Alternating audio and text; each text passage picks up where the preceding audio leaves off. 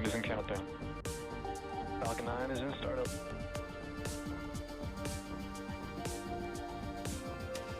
Dragon, SpaceX, go for launch.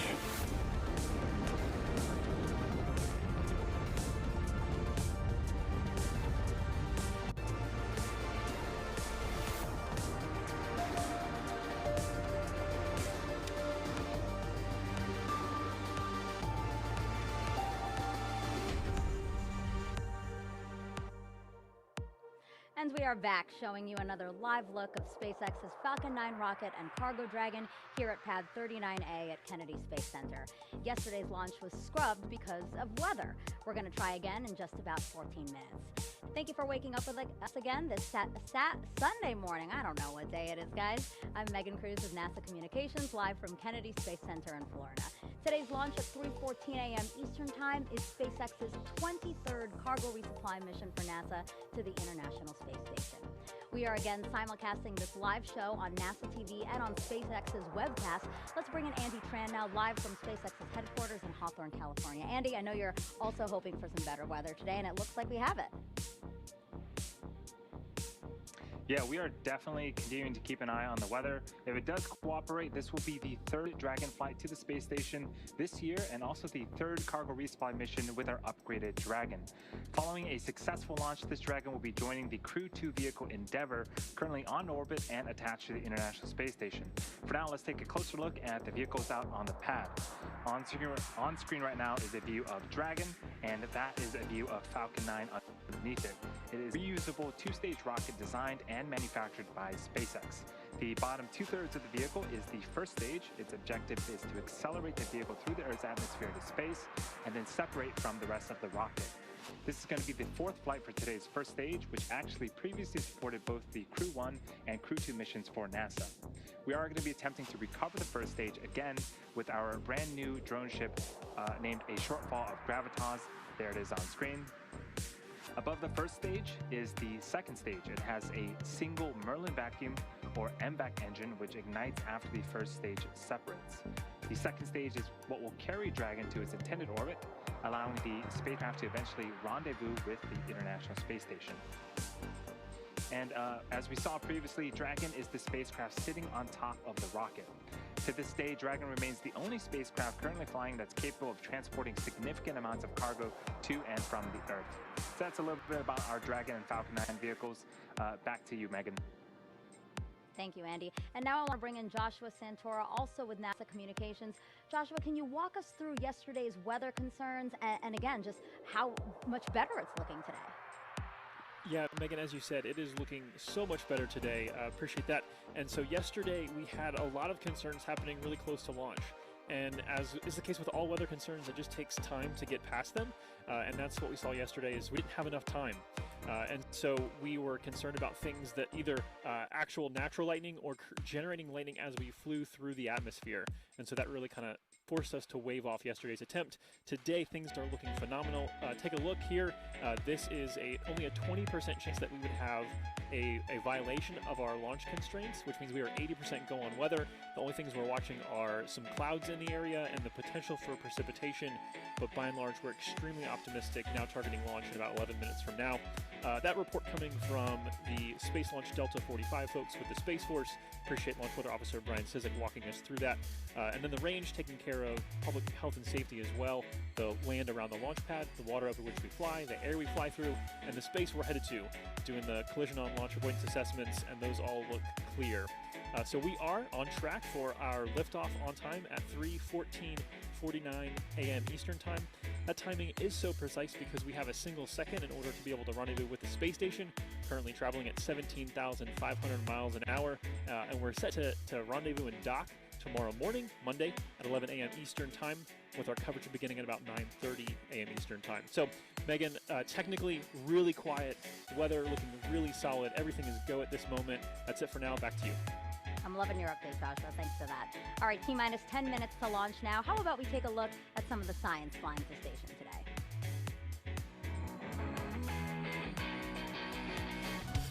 What do ants, plants, a remote implant, and brine shrimp all have in common?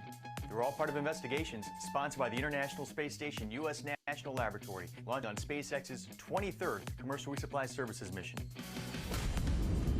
Moreover, these projects will be supporting the validation of the Faraday Research Facility, a new commercial research facility operated by Proxops that is flying on this mission and will provide additional avenues of experimentation for future investigators.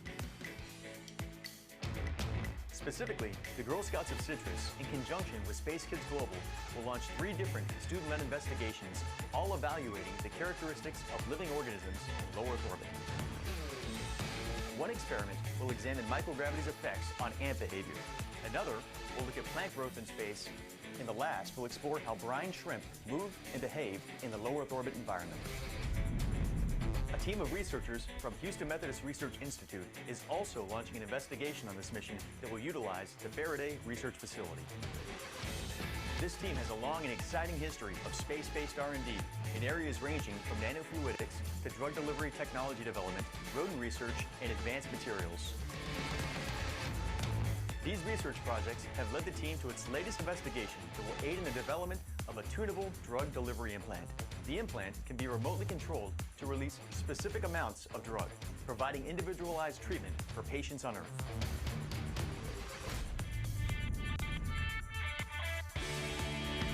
These are only a few of the ISS National Lab sponsored projects launching on SpaceX CRS-23. Research sponsored by the National Lab aims to bring value to our nation and drive a robust market in low Earth orbit. To learn more about all investigations sponsored by the ISS National Lab flying on this mission, please visit our mission overview page at issnationallab.org. All very interesting and really a wide variety of science. Researchers use the unique opportunity to study things in microgravity to hopefully uncover ways to improve human spaceflight or how we do things here on Earth. Some of today's experiments were loaded onto Dragon right before yesterday's launch attempt. You can see video there of what we call that late load. Each person is carefully handling the time-sensitive experiment that needed to be packed into Dragon as close to launch as possible. But what happens to the science once it arrives at the space station? Let's take a look at a special tour we shot just for you guys with the astronauts on board. Hello and welcome aboard the International Space Station. I'm NASA astronaut Megan MacArthur along with my crewmate Shane Kimbrough. We are getting ready for the SpaceX-23 cargo mission coming up soon, and we're very excited. It's going to be keeping us pretty busy. Hey Megan, let's go show them around the space station a little bit, and we'll show you where some of these experiments are going to be done. Welcome to the European module called Columbus. This is where a lot of the SpaceX-23 experiments are going to hang out. One of those is called Apex-8, which is going to study the response to stressors at the genetic level of plants. Now, they're going to be really small plants in petri dishes that we're going to eventually put into this facility here that's called Veggie. It's a veggie plant growth facility. On my last flight, I got to grow lettuce in here, and we got to actually harvest that and eat it, so that's pretty cool. One of the things we're trying to do is to learn how to engineer plants to grow better in microgravity. And what we learn from that will be able to help us in the future in space travel, but also help people on Earth grow things better. This isn't the only facility we have on the International Space Station to grow things. We have an advanced plant habitat, and currently we're growing chili peppers in there, which we hope to harvest towards the end of our mission. So now we're in the U.S. laboratory, which is called Destiny, and this is one of our main areas for conducting science on the International Space Station. One of the things that makes the International Space Station such a versatile research lab are the express racks. There's a couple of them right here over my head, and the cool thing about these is that it allows different researchers from around the world to send up their own payload, and the express rack provides the power and data, cooling, whatever that particular payload needs. One of the new facilities that will be coming up on SpaceX-23 cargo mission is called the Faraday Research Facility, and it's able to house 4 different experiments at once. 3 of them will house small organisms. The 4th experiment will be a medical experiment to look at remote-controlled delivery of medication. So that will be an interesting technology demonstration as well, and we'll be able to install that facility into one of our express racks here in the laboratory.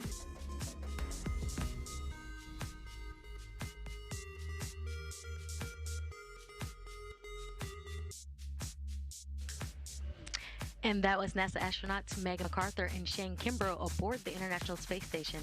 And welcome to the International Space Station Flight Control Room. I am Shaniqua Vereen, live at the Johnson Space Center here in Houston, Texas.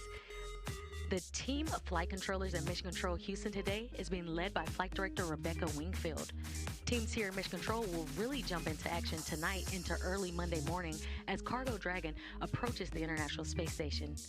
There are currently 7 crew members living and working aboard the station.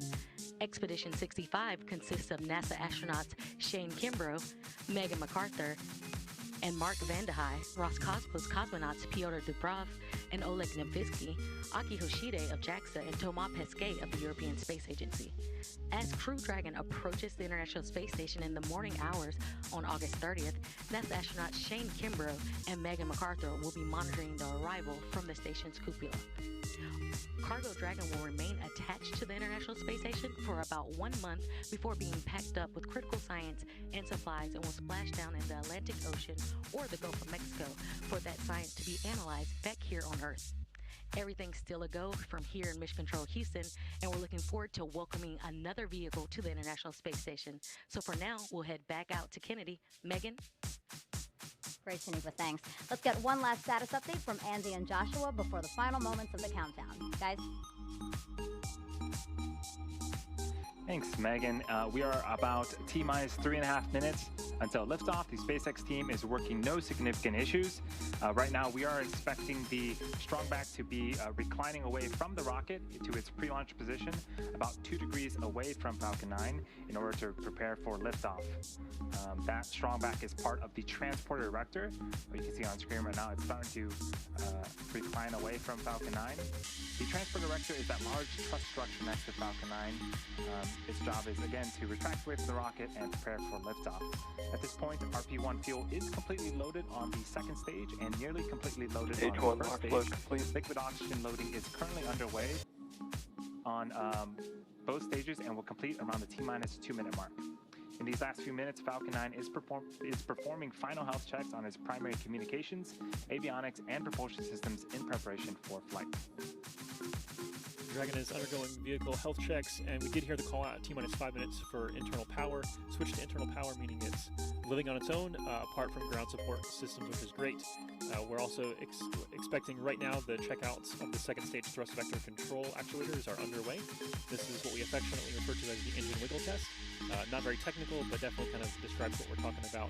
Removing the nozzles of those engines, on the engine on the second stage, to ensure we have control for the uphill climb and navigating that vehicle. That's just part of making sure the guidance hardware is go for flight. SpaceX will do the exact same thing for all of the first stage engines just a few seconds before ignition. All of this in preparation for our rendezvous with Space Station tomorrow morning. And Space Station right now we're on approach for. We're catching up to. Is just over the south edge of Australia as we speak. Dragon is in auto idle. And we just heard the call out that LOX load has been completed. That will wrap up propellant loading for the vehicle. You start to see some white clouds forming around Falcon 9 and Dragon. That is normal and expected for us at this stage of the countdown. That is super chill liquid oxygen starting to condense as it reaches the warmer ambient air temperatures of Florida.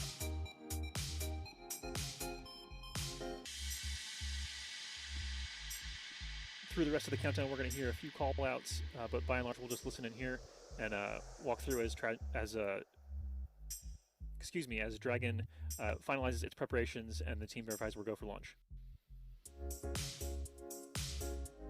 Falcon 9's in startup. Dragon is in countdown.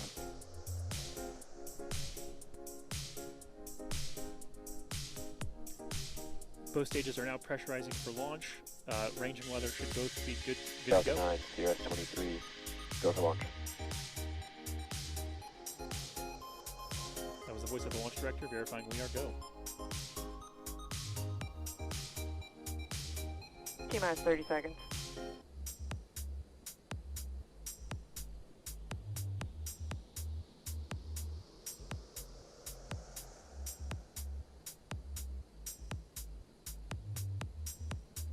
T-minus 15 seconds. 10, 9, 8, 7, 6, 5, 4, 3, 2, 1, 0. Ignition and liftoff. Cargo Dragon takes flight. continuing a busy year of deliveries to a crew of 7 aboard the International Space Station.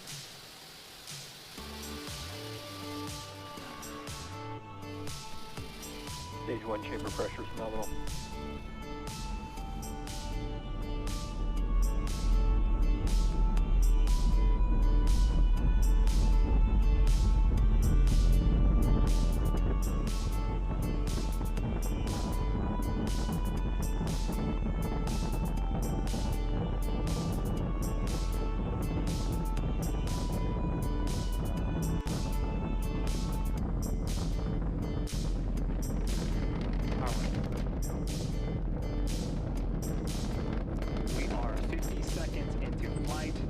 Falcon 9 has cleared the tower and is currently headed to space.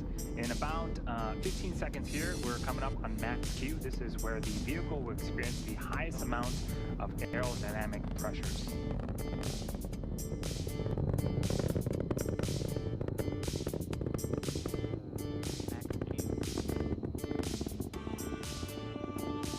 And there was the call out for max Q. We actually throttled down the Merlin engines in preparation for that event. Coming up are 5 more events in rapid succession. Main engine cutoff, stage separation, first stage flip, second engine start 1, and then the boost back burn on the first stage will begin. Main engine cutoff, also known as MECO, is where all 9 M1D engines on the Falcon 9 first stage will shut down. This is followed by stage separation, or the separation of the first and second stages. From there, the first stage will flip to prepare for re-entry and landing a few minutes later. And the Merlin vacuum engine on the second stage will ignite the boost dragon to low Earth orbit, and that's also known as SES-1. The first stage will then begin its boost back burn. That is the first of 3 burns needed to land on our drone ship today. The first of those 5 events, main engine cutoff, is coming up in about 10 seconds.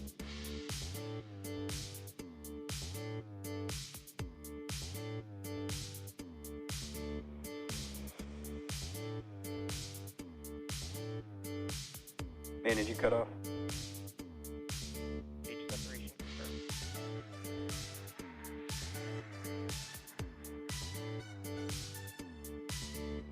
Impact ignition.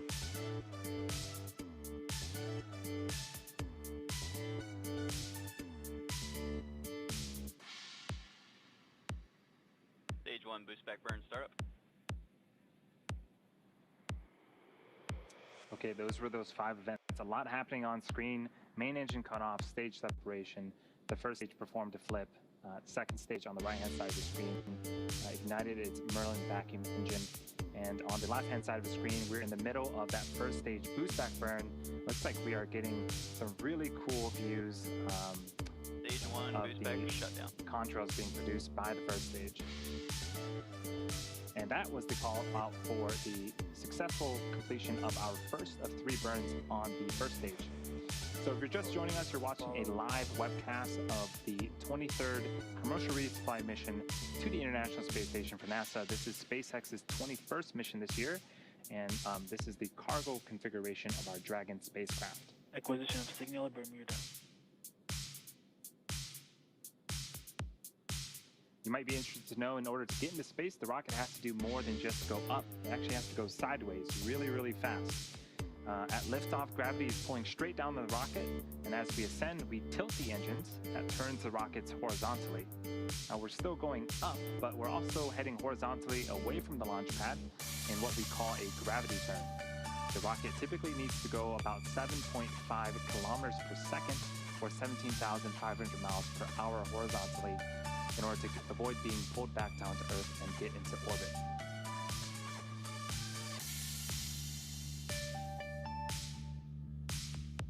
On screen again is the view of the Merlin vacuum engine on the second stage. On the opposite end of that engine is our Dragon. Next event for today's mission is the re-entry burn for the first stage. That's the second of 3 burns. This is where 3 of the Merlin engines will reignite, and this helps to slow down the stage as it re-enters the upper parts of the Earth's atmosphere. And that the beginning of that burn is happening in just under a minute. Seems like we've lost the video footage of the first stage. Hopefully we can get it back in order to see that re-entry burn. But on the bottom left-hand side of the screen is a speedometer of sorts tracking the velocity of the first stage. As we begin that second burn, watch for that speed to slow down, and definitely once we hit the denser parts of the atmosphere, we'll start to see the speed slow down quite significantly.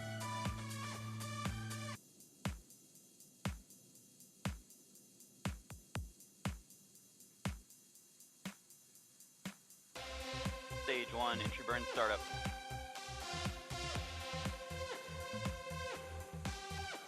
And there is the beginning of the entry burn.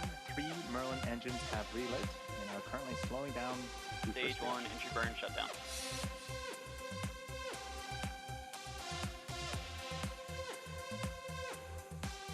Awesome. That is the successful completion of the second burn.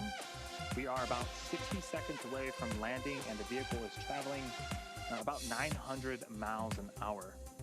This really puts into perspective the deceleration. In the span of less than a minute, we'll have reduced the speed from the speed of a jet all the way down to 0 as the rocket lands.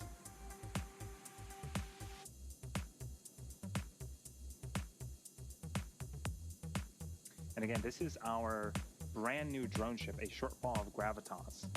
This is going to be the first time that we are making a landing attempt on it, and it's currently perched out in the Atlantic Ocean waiting for that first stage booster to return to it.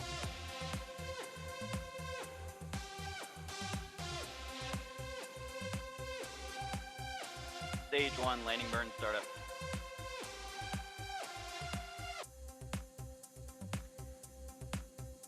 A single engine, the center engine number 9, has relit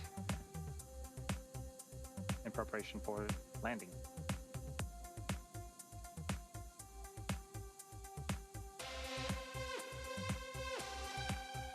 Stage 1, landing legs deployed.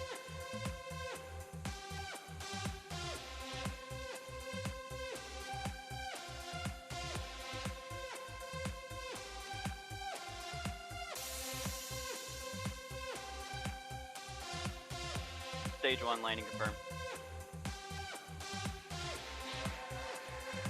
And that is the 90th successful landing for an orbital class rocket, and the very first for our new drone ship, a Shortfall of Gravitas. That is a beautiful thing to see, and a great way to start off today's mission.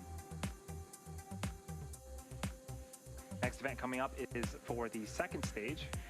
The Merlin vacuum engine will shut off the engine in an event called Second Engine Cutoff, also known as SECO. And shortly after SECO, we'll be entering a coast phase and waiting for that confirmation of a good orbit.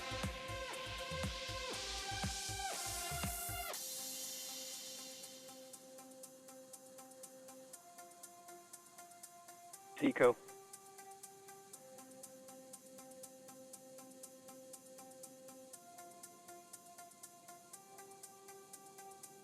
Nominal orbit insertion. And we did get confirmation of both SECO, second engine cutoff, and a nominal orbital insertion. Now the second stage has one last major task, and that is commanding separation of Dragon a couple of minutes from now. Again, this is the second flight for this particular Dragon and the first reuse of our upgraded cargo vehicle. We should have video of Dragon separation from the top of the second stage. It'll give us a nice view into Dragon's unpressurized cargo trunk.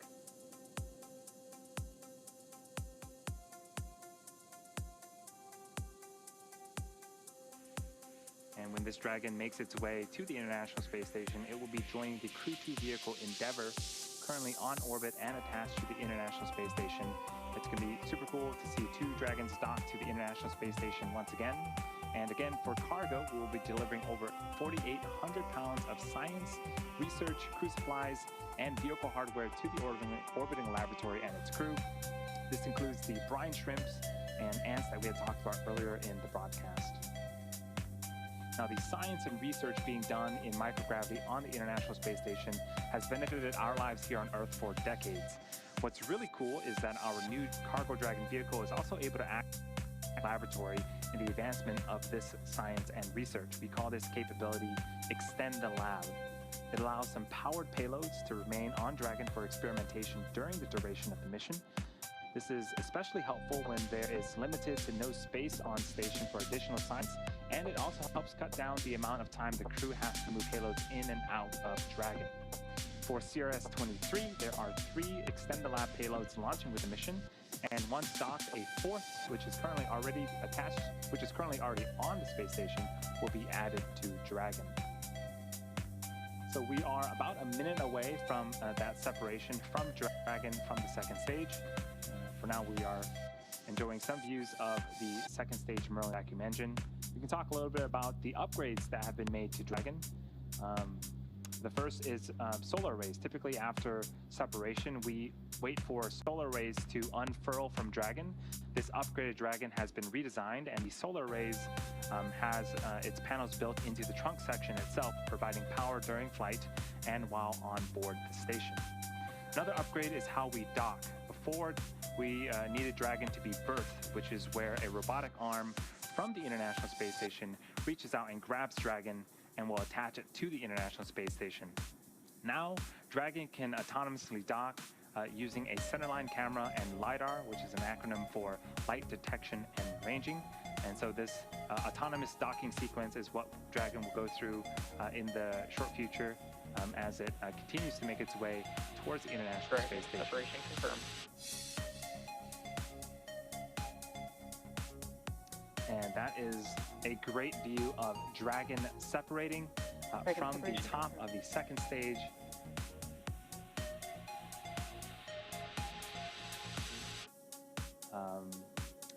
Now the service section Dracos will undergo some checkouts. Coming up is the beginning of the nose cone opening sequence. I'm going to hand it over to Shaniqua in Houston to talk a little bit more about that.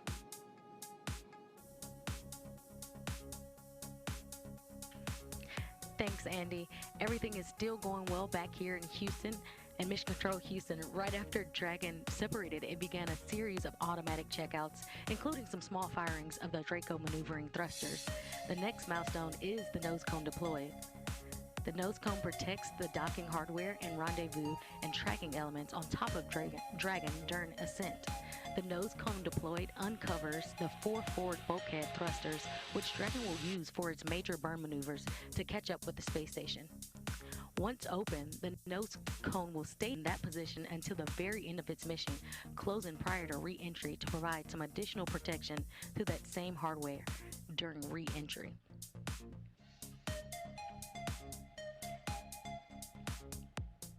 And we currently are waiting for confirmation for that nose cone to be deployed.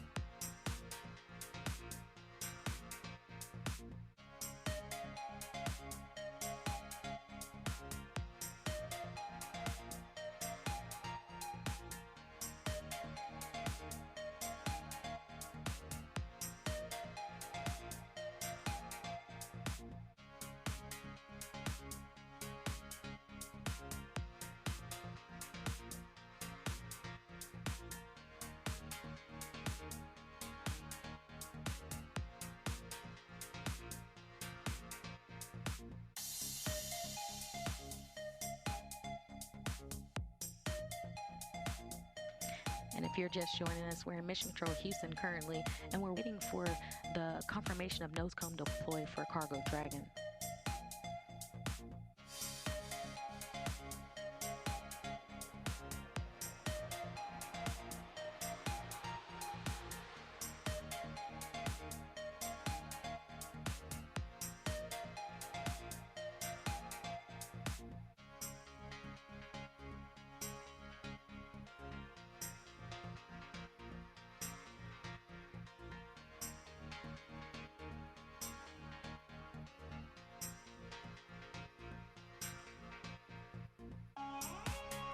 And as we still wait, we do have a special guest. Now joining me on the phone is manager of the International Space Station Systems Engineering and Integration Office, Jeff Aaron. Jeff, can you outline the major activities for the crew with CRS-23 for us? Sure can. In a word, they're going to be extremely busy conducting research. There's more than a metric ton of research arriving with SpaceX-23, much of which needs to be removed in hours today to start the science and research mission, because most of which will be completed in the entire 30-day mission for while SpaceX is on orbit. And then much of that science needs to return with the vehicle upon its departure. So in addition to the research mission, the crew will be conducting 3 EVAs over a 10-day period of time, 2 EVAs on the Russian segment, where 2 new power cables will be installed to enable additional power transfer to the new module. The module that just arrived actually a month ago today, the multi-purpose laboratory module. And 1 EVA on the U.S. segment to install the 3rd IROSA mod kit, which will enable future solar array upgrade on the U.S. segment. Thanks, Jeff. And I know you mentioned a lot about the science and the hardware that's going up, but how critical are these deliveries for the station and for the astronauts aboard? Yeah, these commercial resupply missions are very, very important to continue advancing science aboard the space station. Over 3,000 experiments have been conducted during the station's lifetime, which we're now approaching, coming up on 21 years of continuous human presence. On this flight, SpaceX is packed with more than 2 metric tons of supplies, research, technology demonstrations, and hardware. The crew will stay busy unpacking and conducting these research activities, with the first several days being extremely critical for several experiments: the Faraday Research Facility, ESA Biofilms, and Tangle Lab. And you mentioned, Jeff, as always, it's a busy time aboard the International Space Station with cargo vehicles and crews coming and going. You mentioned the 2 Russian spacewalks that are quickly approaching us. How complex will the next few months be for the station program and the global partnerships? Yeah, it's always a complex time on ISS. And SpaceX-23, as I think you pointed out earlier, it arrives tomorrow. So 30 some hours, when I'm trying to do real-time math here, 28 to 30 hours later, but 10 a.m. Central is when SpaceX will arrive. Following docking to the Node 2 forward port. And oh, by the way, this is the first cargo vehicle that will be docking to the forward port. The hatch will be opened about 2 hours later, and then the crew still has several hours of unpacking to do to begin the research program. And although the first EVA isn't until Friday of this week, the crew has already begun preparing for each of these upcoming spacewalks, which include suit preparations, tool gathering and packing, procedure reviews, and personally a lot of self-study for the astronauts. There will be 2 on the Russian segment, as you said, and 1 in the U.S. segment, all over a 10-day period of time. So it's a very busy time, but as I kind of said up front there, it's kind of like that every day on ISS. So very exciting time. Thanks, Jeff. All right, and thanks so much for joining us today. Back here in the International Space Station Flight Control Room, flight controllers are monitoring the systems on the station itself ahead of Dragon's arrival Monday morning. Once Dragon crosses that approach ellipsoid, which is the mythical sphere around the station, flight controllers here in Mission Control Houston will begin joint operations with the SpaceX teams in Hawthorne, California. NASA astronauts Shane Kimbrough and Megan McArthur will be monitoring the approach and arrival of Dragon with a planned docking Monday morning at 10 a.m. Central Time, 11 a.m. Eastern. Once Cargo Dragon is docked to the station, McArthur and Kimbrough will begin those hatch operations that Jeff mentioned. And between the International Space Station and Cargo Dragon, the hatches will be open. Again, everything's still on track on the International Space Station side. So that'll do it for us here in Mission Control Houston. Now back over to Kennedy. Megan? Thanks. Thanks, Shaniqua. That's going to wrap up our launch coverage of SpaceX's 23rd Commercial Resupply Services mission. Cargo Dragon is on course to dock to the International Space Station at about 11 a.m. Eastern Time tomorrow. We will have live coverage of rendezvous and docking beginning at 9:30. In the meantime, you can learn even more about this mission on nasa.gov Commercial Resupply. Thank you for joining us, and we'll leave you with a replay of today's gorgeous launch. T-minus 15 seconds. 10, 9, 8, 7, 6, 5, 4, 3, 2, 1, 0. Ignition and liftoff. Cargo Dragon takes flight, continuing a busy year of deliveries to a crew of 7 aboard the International Space Station.